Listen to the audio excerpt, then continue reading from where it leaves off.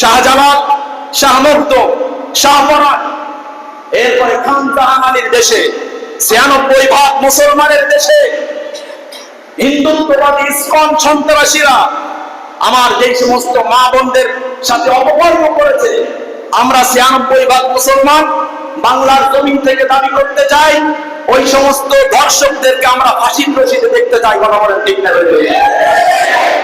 শুধু তাই নয়, ৯৬% মুসলমানের দেশে হিন্দুরা বসবাস করার সমস্যা নাই, খ্রিস্টানরা বসবাস করার সমস্যা নাই, ইসকন অনুসারী যারা বসবাস করার সমস্যা নাই, কিন্তু আমরা দীপ্ত কণ্ঠে জানিয়ে দিতে চাই, বিধর্মীদেরকে হুঁশিয়ার করে জানিয়ে দিতে চাই, ধর্ষণ করা তো দূরের কথা, কোন মুসলিম মা বোনদের দিকে কেউ যদি খারাপ দৃষ্টিতে তাকায়, মুসলমান তাদের চোখ উপড়িয়ে ফেলবে, উপড়িয়ে ফেলবে, উপড়িয়ে ফেলবে। কথা বলেন ঠিক না?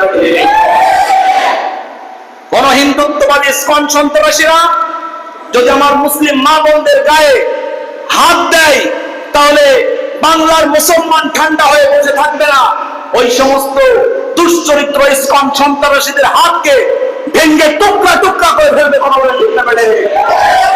আমরা যদি তা চাই, তাহলে আমাদেরকে চরিত্রবান নেতা বানাতে হবে, চরিত্রবান নেতা বানাতে হবে, কোরআনের শাসন অনুযায়ী দেশ চালাতে হবে, কোরআনের শাসন অনুযায়ী যারা দেশ চালাবে তাদের সাথে আমাদের থাকতে হবে। রাজি আছেন ইনশাআল্লাহ? ভুল করা যাবে না ভাই।